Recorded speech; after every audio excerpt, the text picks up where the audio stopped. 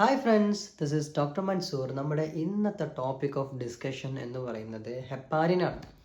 നമുക്കറിയാം heparin is an anti coagulant. So നമ്മൾ ഹെപ്പാരിനെ കുറിച്ച് ഡീറ്റെയിൽ ആയിട്ട് പറയുന്നതിന് മുന്നേ I think we should have a short discussion on coagulation. Alright.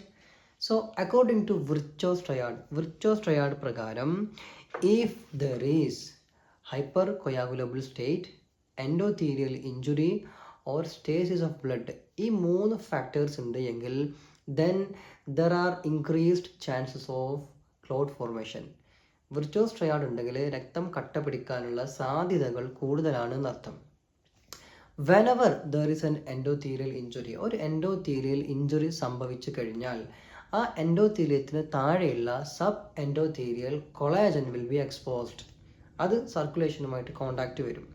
മാത്രമല്ല injured endothelium will express von Willebrand factor. VWF എന്ന് പറയുന്ന ഒരു പ്രോട്ടീൻ എക്സ്പ്രസ് ചെയ്യുമാരെ ഇഞ്ചേർഡ് എൻഡോത്തീലിയം. ഈ പ്രോട്ടീൻസ് എന്താ ചെയ്യുക, ഇവർ സർക്കുലേഷനിലൂടെ പോകുന്ന പ്ലേറ്റ്ലെറ്റ്സിനൊക്കെ എന്ത് ചെയ്യും, ഹുക്ക് ചെയ്യും. അപ്പോൾ ഈ വോൺ വിൽബ്രിൻറ്റ് ഫാക്ടേഴ്സ് വഴി ഇഞ്ചുറി പറ്റിയ എൻഡോത്തീലിയത്തിനകത്ത് പ്ലേറ്റ്ലെറ്റ്സ് എന്ത് ചെയ്യും, പറ്റിപ്പിടിക്കും. ഇതിനെ നമ്മൾ പ്ലേറ്റ്ലെറ്റ് അഡീഷൻ എന്ന് പറയും. എന്താ പറയുക, പ്ലേറ്റ്ലെറ്റ് അഡീഷൻ. ഇനി ഈ പ്ലേറ്റ്ലെറ്റുകൾ എന്ത് ചെയ്യുന്ന അറിയോ, കുറച്ച് കെമിക്കൽസിനെ റിലീസ് ചെയ്യും. അവരുടെ ഗ്രാനുവൽസിൽ സ്റ്റോർ ചെയ്തിട്ടുള്ള ഗ്രാനുവൽസിൽ സർട്ടൻ കെമിക്കൽസ് ഉണ്ട്, അതിനെ റിലീസ് ചെയ്യും. അതിന് നമ്മൾ റിലീസ് റിയാക്ഷൻ എന്നാണ് പറയാം. ഈ കെമിക്കൽസ് എന്തൊക്കെയാണ്? ADP, ത്രോംബോക്സിൻ A2 and serotonin. ADP, ത്രോംബോക്സിൻ A2, serotonin. ഈ മൂന്ന് കെമിക്കൽസും കൂടുതൽ പ്ലേറ്റ്ലെറ്റുകളെ ആ ഏരിയയിലേക്ക് കൊണ്ടുവരും. മാത്രമല്ല ഈ പ്ലേറ്റ്ലെറ്റുകളെല്ലാം കൂടെ ആ ഇഞ്ചുറി പറ്റിയ ഭാഗത്ത് അടിഞ്ഞുകൂടുകയും അതിനെ നമ്മൾ പ്ലേറ്റ്ലെറ്റ് അഗ്രിഗേഷൻ എന്ന് പറയും. ഇത്രയും ക്ലിയർ ആണല്ലോ. ഈ പ്ലേറ്റ്ലെറ്റിൻ്റെ മുകളിലേക്കാണ് നമുക്ക് ഫൈബ്രിൻ സ്ട്രാൻഡ്സ് കൊണ്ട് അതിനെ വലിഞ്ഞു മുറുക്കേണ്ടത്. അതിനെയാണ് നമ്മൾ കൊയാഗുലേഷൻ എന്ന് പറയാം. അതിന് നമുക്ക് കുറച്ച് ഫാക്ടേഴ്സ് വേണം, ക്ലോട്ടിംഗ് ഫാക്ടേഴ്സ് വേണം. അതിനെ ആക്ടിവേറ്റ് ചെയ്യണം. ആദ്യം ആക്റ്റീവ് ആകുന്ന ആൾ factor number 12. If it is intrinsic pathway, നമ്മൾ അതിനകത്തേക്ക് വരും. ഫാക്ടർ നമ്പർ 12 കോണ്ടാക്ട് ആക്ടിവേഷനിലൂടെ ആക്ടിവേറ്റ് ചെയ്യാൻ പറ്റുന്ന ഒരു ഫാക്ടറാണ്. അതായത് ഫാക്ടർ നമ്പർ 12 ഒരു നെഗറ്റീവ് സർഫസിൽ വരികയാണെങ്കിൽ, ലെറ്റ് ഇറ്റ് ബി കൊളാജൻ, അത് കൊളാജൻ ആയിക്കോട്ടെ അല്ലെങ്കിൽ പ്ലേറ്റ്ലേറ്റിൻ്റെ സർഫസ് ആയിക്കോട്ടെ, നെഗറ്റീവ് സർഫസിൽ ഫാക്ടർ നമ്പർ 12 തട്ടുകയാണെങ്കിൽ it will become active. Factor number 12 active ആകുന്നു. Activated factor number 12 factor 11 active ആക്കുന്നു. ഫാക്ടർ 11 ഫാക്ടർ 9 ആക്റ്റീവ് ആക്കുന്നു. ഫാക്ടർ 9 ഫാക്ടർ 10 ആക്റ്റീവ് ആക്കുന്നു. അപ്പോൾ factor 10 ആക്റ്റീവായി.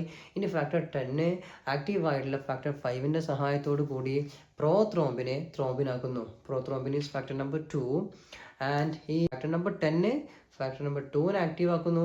And factor number 2 that is thrombin എന്ത് ചെയ്യുന്നു, ഫൈബ്രിൻ ആക്കുന്നു. Fibrinogen is actually factor number 1. അപ്പോൾ thrombin എന്ത് ചെയ്യുന്നു, ഫാക്ടർ നമ്പർ 1നെ ആക്റ്റീവ് ഫോമിലേക്ക് മാറ്റുന്നു, അഥവാ ഫൈബ്രിനോജനെ ഫൈബ്രിനാക്കി മാറ്റുന്നു. ആൻഡ് ദിസ് ഫൈബ്രിനാണ് നമ്മൾ നേരത്തെ ഉണ്ടാക്കിയിട്ടുള്ള പ്ലേറ്റ്ലെറ്റ് പ്ലഗിൻ്റെ മുകളിൽ വലിഞ്ഞു മുറുക്കിയിട്ട് അതിനൊരു സ്റ്റേബിൾ ക്ലോട്ടാക്കി മാറ്റുന്നത്. ഇതാണ് കൊയാഗുലേഷൻ. നമ്മുടെ ബോഡിയിൽ കൊയാഗുലേഷൻ ഉള്ളതുപോലെ തന്നെ നമുക്കൊരു ആൻറ്റി കൊയാഗുലേഷൻ മെക്കാനിസം ഉണ്ട്. അത് മീഡിയേറ്റ് ചെയ്യുന്ന ആരൊക്കെയാണ്? That is protein C, protein S and antithrombin 3. ഇതെല്ലാം ലിവർ ഉണ്ടാക്കുന്ന പ്രോട്ടീൻസ് ആണ് കേട്ടോ. So protein C, protein S and antithrombin 3 ഇവരാണ് ആൻറ്റി കൊയാഗുലേഷൻ മീഡിയേറ്റ് ചെയ്യുന്നത്. Then why do we need drugs for anti coagulation? ഈ പ്രോട്ടീൻ C, പ്രോട്ടീൻ Sഉം antithrombin 3 ഒക്കെ work ചെയ്യാൻ ഭയങ്കര മടിയന്മാരാണ്, സ്ലോ ആണ്. സോ അവരൊന്ന് ബൂസ്റ്റ് ചെയ്യാനും ആൻറ്റി കൊയാഗുലേഷൻ ഒന്ന് ഫാസ്റ്റ് ആക്കാനാണ് നമ്മൾ ഡ്രഗ്സ് ഉപയോഗിക്കുന്നത്. ഇതിലെവിടെയാണ് ഹെപ്പാരിൻ്റെ action? Heparin will come bind with antithrombin 3. Antithrombin 3 become super active. Heparin വരുന്നു, ആൻറ്റിത്രോംബിൻ 3യുമായി ബൈൻഡ് ചെയ്യുന്നു, ആൻറ്റിത്രോംബിൻ 3 സൂപ്പർ ആക്റ്റീവ് ആകുന്നു. നൗ ആക്ടിവേറ്റഡ് ആൻറ്റിത്രോംബിൻ 3 എന്താ ചെയ്യുക? It will inhibit factor number 10 and factor number 2. Factor number 10 and factor number 2. ഇനി നമുക്ക് ഹെപ്പാരിനിലേക്ക് വരാം. Heparin എന്ന് പറയുന്നത് 2 കമ്പോണൻസ് കൂടിയ ഒരു മോളിക്യൂളാണ്. Heparin has 2 components. ഒന്നെന്താണ്? ഒരു പെൻഡോസാക്കറൈഡ് ആണ്. പെൻഡോസാക്കറൈഡ് എന്ന് പറഞ്ഞു കഴിഞ്ഞാൽ 5 മോണോസാക്കറൈഡിനെ അടുക്കി വെച്ചാൽ കിട്ടുന്ന സാധനമാണ് പെൻഡോസാക്കറൈഡ്. റൈറ്റ്. ഈ പെൻഡോസാക്കറൈഡും ഒരു ഗ്ലൈക്കോസ അമൈനോ ഗ്ലൈക്കനും കൂടി ചേർന്നതാണ് എന്ത്? ഹെപ്പാരിൻ. ഹെപ്പാരിൻ എന്ന് പറയുമ്പോൾ നമുക്കറിയാം we have unfractionated heparin as well as low molecular weight heparin. Unfractionated heparin ഉണ്ട്, ലോ മോളിക്കുലർ വെയിറ്റ് ഹെപ്പാരിൻ ഉണ്ട്. ഇത് തമ്മിലുള്ള ഡിഫറൻസ് എന്താണ്? രണ്ടിനകത്തും പെൻഡോസാക്കറൈഡ് സെയിം ആണ്. സെയിം പെൻഡോസാക്കറൈഡ് ആണ് രണ്ടിലുള്ളത്. എന്നാൽ ഗ്ലൈക്കോസ അമൈനോ ഗ്ലൈക്കൻ്റെ ചെയിന് അൺഫ്രാക്ഷനേറ്റഡ് ഹെപ്പാരിൻ അത് വലുതാണ്. അൺഫ്രാക്ഷനേറ്റഡ് ഹെപ്പാരിനിൽ വലിയ ഗ്ലൈക്കോസ അമൈനോ ഗ്ലൈക്കൻ്റെ ചെയിനാണ് എങ്കിൽ ലോ മോളിക്കുലർ വെയിറ്റ് ഹെപ്പാരിനിൽ ഗ്ലൈക്കോസ അമൈനോ ഗ്ലൈക്കൻ വളരെ ഷോർട്ടാണ്. ഇനി ഹെപ്പാരിനിൽ ഈ പെൻഡോസാക്കറൈഡ് ആണ് ഫാക്ടർ നമ്പർ 10നെ ഇൻഹിബിറ്റ് ചെയ്യുന്നത്. ഗ്ലൈക്കോസ അമൈനോ ഗ്ലൈക്കൻ ആണ് ഫാക്ടർ നമ്പർ 2നെ ഇൻഹിബിറ്റ് ചെയ്യുന്നത്. സോ അതുകൊണ്ട് തന്നെ അൺഫ്രാക്ഷനേറ്റഡ് ഹെപ്പാരിൻ ആണെങ്കിൽ both factor number 10 and factor number 2 will be inhibited.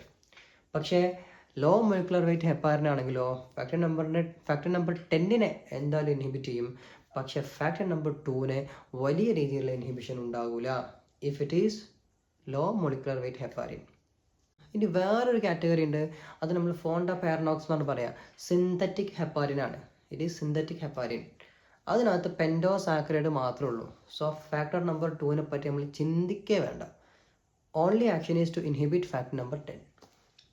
Okay, ഇനി നമുക്ക് ഡീറ്റെയിൽ ആയിട്ട് അൺഫ്രാക്ഷനേറ്റഡ് ഹെപ്പാരിനെ കുറിച്ച് നോക്കാം. അതിനകത്ത് എന്തൊക്കെയാണ് വരുന്നത് നോക്കാം.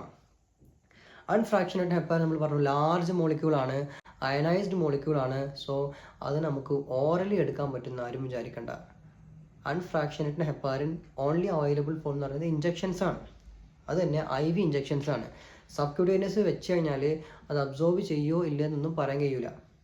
അതിൻ്റെ ബയോ അവൈലബിലിറ്റി എത്ര ഉണ്ടാകും എന്നുള്ളതും പറയാൻ കഴിയില്ല if it is given subcutaneous. So subcutaneous നമ്മൾ ജനറലി കൊടുക്കാറില്ല, ഓൺലി IV കൊടുക്കാറുള്ളൂ. അൺഫ്രാക്ഷനേറ്റഡ് ഹെപ്പാരിൻ ഒരു ലോ വോളിയം ഓഫ് ഡിസ്ട്രിബ്യൂഷൻ ഉള്ളത്, അതുകൊണ്ട് കമ്പാർട്ട്മെന്റ്സ് വിട്ട് വല്ലാതെ പുറത്തു പോകില്ല.